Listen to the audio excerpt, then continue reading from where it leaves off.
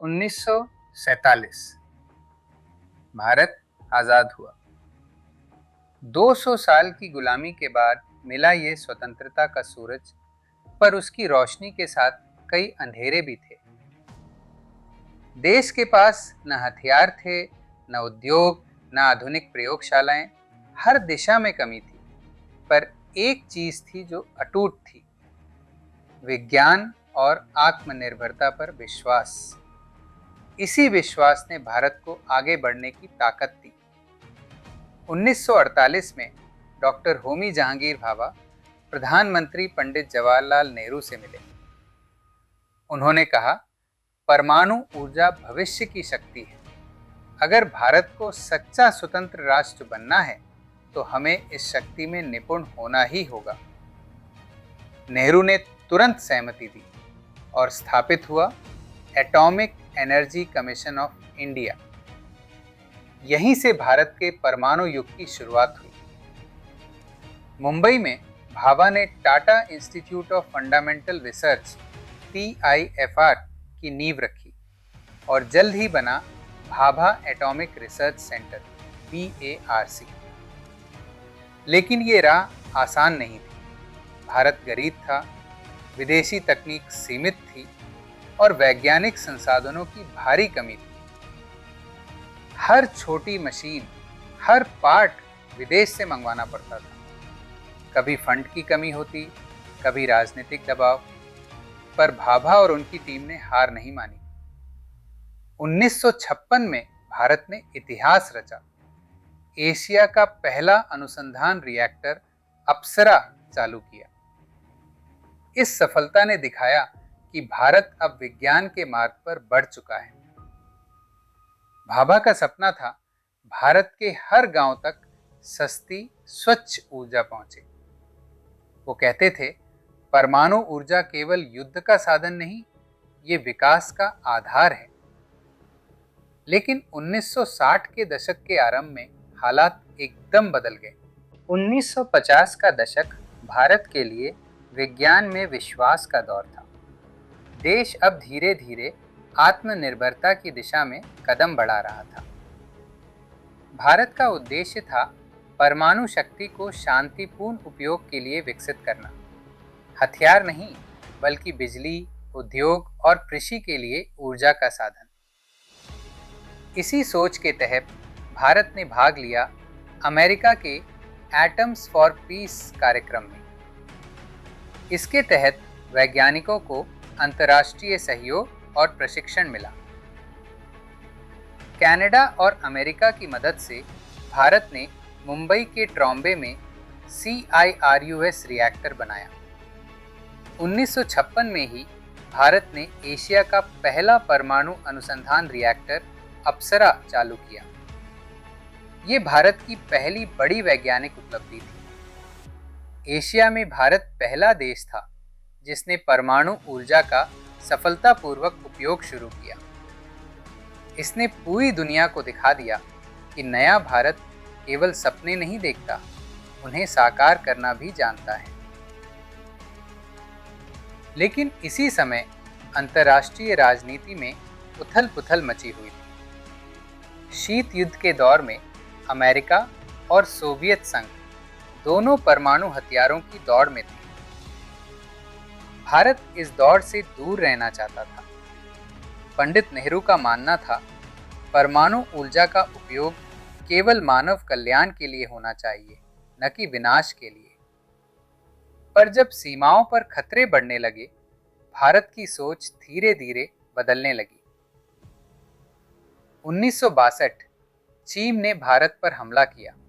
लद्दाख और अरुणाचल की सीमाओं पर भारत को भारी नुकसान झेलना पड़ा। इस युद्ध ने देश को भीतर तक हिला दिया। सेना ने वीरता दिखाई, पर तकनीक और हथियारों की कमी साफ नजर आई। फिर 1964 में चीन ने परमाणु परीक्षण कर दिया। उस क्षण भारत ने महसूस किया, अब शांति की रक्षा केवल शब्दों से नहीं, शक्ति से भी करनी होगी।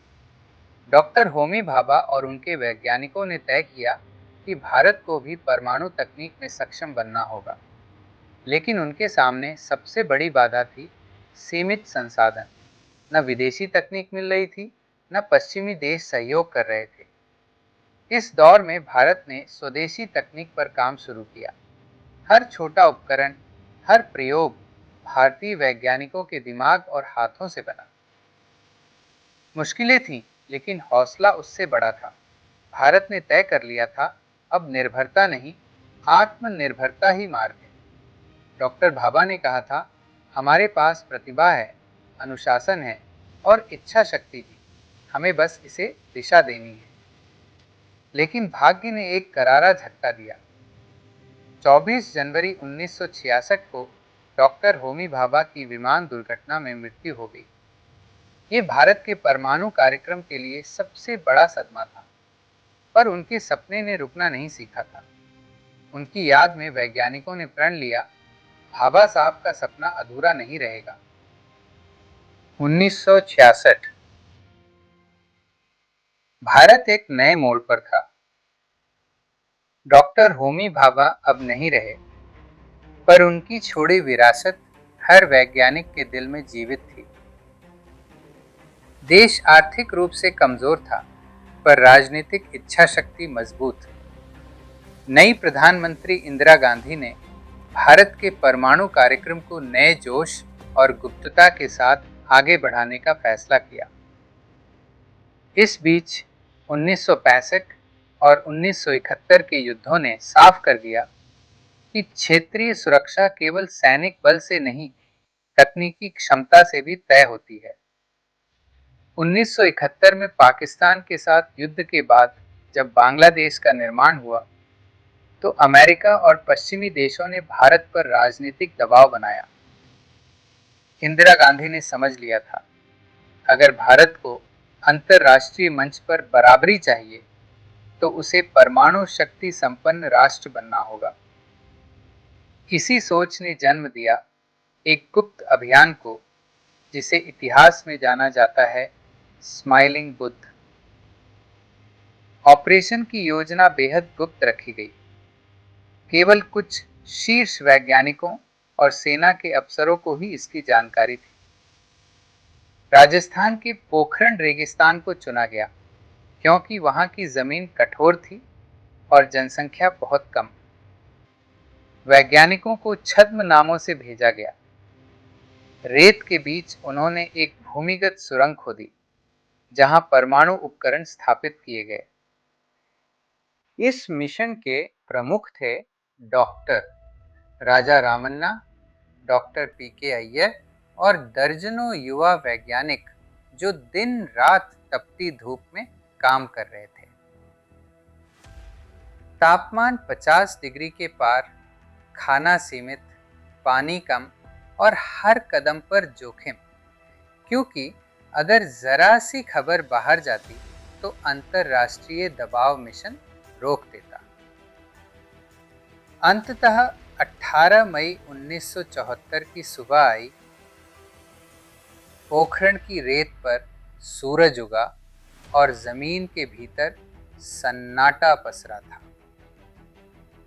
भारत ने बटन दबाया और कुछ ही क्षणों में धरती कांप उठी। रेगिस्तान की रेत में से उठा एक हल्का कंपन, जो पूरी दुनिया में गूंज गया। भारत ने अपना पहला परमाणु परीक्षण सफलतापूर्वक पूरा किया। Code name smiling Buddha. ये था भारत का शांति संदेश कि हम ये शक्ति केवल आत्मरक्षा और विकास के लिए रखते हैं। प्रधानमंत्री इंदिरा गांधी मुस्कुराईं। ये मुस्कान सिर्फ एक नेता की नहीं, पूरे राष्ट्र की थी। परीक्षण के बाद दुनिया भर से आलोचनाएं शुरू हो गई।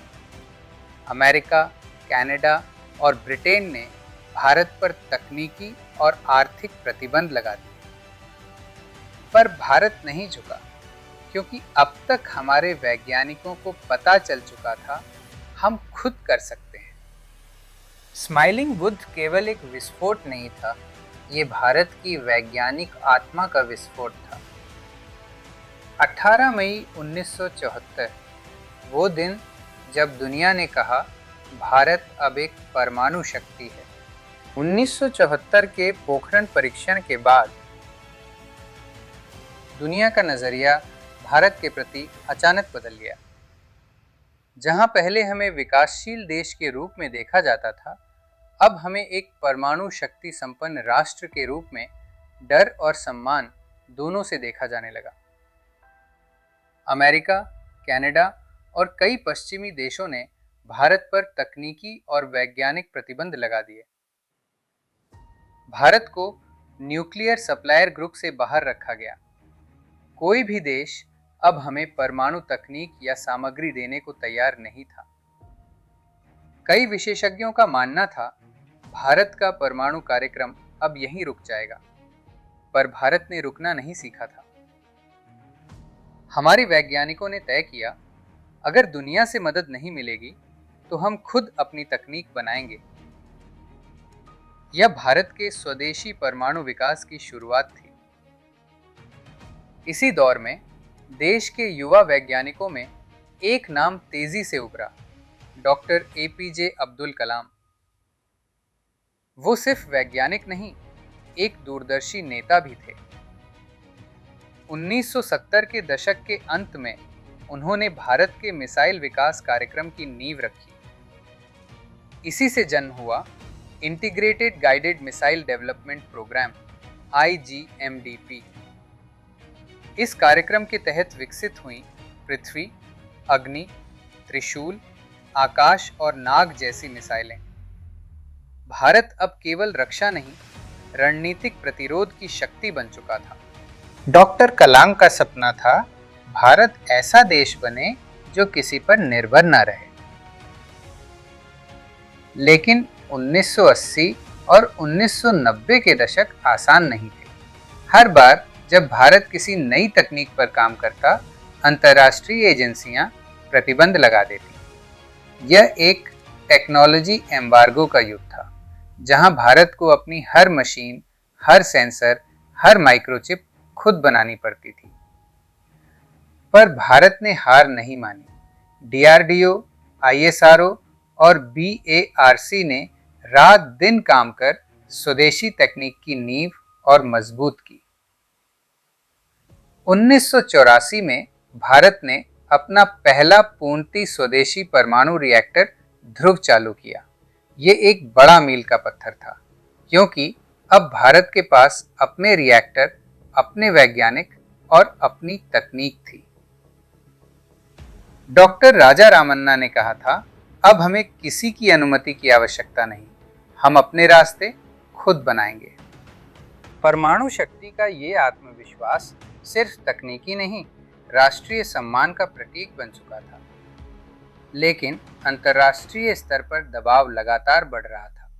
1995 में भारत पोखरण में दूसरा परीक्षण करने की तैयारी कर रहा था, पर अमेरिकी सैटेलाइटों ने गतिविधियां देख ली और मिशन रोकना पड़ा। ये भारत के वैज्ञानिकों के लिए बड़ा झटका था, पर उन्होंने इसे हार नहीं, सबक माना। उन्होंने प्रण लिया, अगली बार हम किसी को खबर नहीं होने देंगे। अब बेस तैयार था, नई तकनीक, नई रणनीति और नए नेतृत्व के साथ भारत का अगला कदम इतिहास लिखने वाला था। पोखरण फिर तैयार हो रहा था, इस बार ऑपरेशन शक्ति के लिए। 1998 पोखरण की रेत फिर तैयार थी। 24 साल बाद भारत ने एक बार फिर दुनिया को चौंकाने का फैसला किया। प्रधानमंत्री अटल बिहारी वाजपेयी ने सत्ता संभालते ही देश के वैज्ञानिकों को एक गुप्त संदेश भेजा, समय आ गया है, भारत को फिर अपनी शक्ति दिखानी होगी। लेकिन इस बार मिशन पहले से कहीं अधिक कठिन था। अमेरिकी सैटेलाइट लगातार भारत के ऊपर निगरानी रख रहे थे। हर गतिविधि, हर वाहन, हर इमारत उनकी नजरों में थी। फिर भी भारत ने तय किया, इस बार कोई गलती नहीं होगी, ऑपरेशन पूरी गुप्तता में अंजाम दिया जाएगा। इस मिशन का नाम रखा गया ऑपरेशन शक्ति।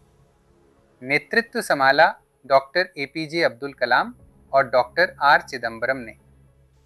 सैकड़ों वैज्ञानिक, इंजीनियर और सैनिक राजस्थान की तपती रेत में गुप्त रूप से एक बार फिर सुरंगें खोदने लगे। दिन के समय काम बंद रहता ताकि उपग्रह उन्हें न देख सके। रात में लालटेन की रोशनी में उपकरण जोड़े जाते। कभी कभी वैज्ञानिक मजदूर बनकर पहुंचते तो कभी सैनिकों के कपड़ों में। कई महीनों की तैयारी के बाद सब कुछ तैयार था। 11 मई 1998 वह सुबह आई जो आने वाले दशकों तक इतिहास में सुनाई देगी। सुबह 10:13 पोखरण की रेत एक बार फिर कांप उठी। धरती हिली, हवा थम गई और भारत की छाती गर्व से चौड़ी हो गई। भारत ने 5 परमाणु परीक्षण सफलतापूर्वक पूरे किए, 3 11 मई को और 2 13 मई को। ये था भारत की पूर्ण परमाणु आत्मनिर्भरता का प्रमाण। दुनिया हैरान रह गई। कई देशों ने फिर से प्रतिबंध लगाए, पर इस बार भारत झुका नहीं, क्योंकि ये परीक्षण केवल ताकत नहीं, सम्मान का प्रतीक था। पोखरण की उस रेत में देश के वैज्ञानिकों ने रात दिन मेहनत की। कई हफ्तों तक परिवार से दूर रेत और रहस्य में डूबे रहे। जब विस्फोट हुआ, वैज्ञानिकों की आंखों में आंसू थे, खुशी के आंसू, क्योंकि उन्होंने अपने देश का सपना पूरा किया था। प्रधानमंत्री अटल बिहारी वाजपेयी ने संसद में घोषणा की, आज भारत परमाणु शक्ति संपन्न राष्ट्र है, हमें किसी से डर नहीं। इस घोषणा के साथ भारत दुनिया के सबसे शक्तिशाली राष्ट्रों की सूची में शामिल हो गया। उस दिन दुनिया ने महसूस किया, ये वही देश है जिसने कहा था, हम पहले हमला नहीं करेंगे, पर अगर हमला हुआ तो जवाब जरूर देंगे। भारत की नीति रही नो फर्स्ट यूज, यानी पहले प्रयोग न करने की नीति, शक्ति पर संयम के साथ। पोखरण 2 सिर्फ एक विस्फोट नहीं था, ये भारत की आत्मा की गूंज थी। वो गूंज जिसने पूरी दुनिया को याद दिलाया, ये वही भारत है जो जब चाहे इतिहास बदल सकता है। 1998 के पोखरण परीक्षणों के बाद भारत ने एक बार फिर दुनिया को चौंकाया था, लेकिन हमारी कहानी यहीं समाप्त नहीं हुई। यह केवल शक्ति प्रदर्शन नहीं था, यह भारत की रणनीतिक जिम्मेदारी का प्रतीक था। पोखरण 2 के तुरंत बाद प्रधानमंत्री अटल बिहारी वाजपेयी ने विश्व समुदाय को एक स्पष्ट संदेश दिया, भारत एक जिम्मेदार परमाणु राष्ट्र है।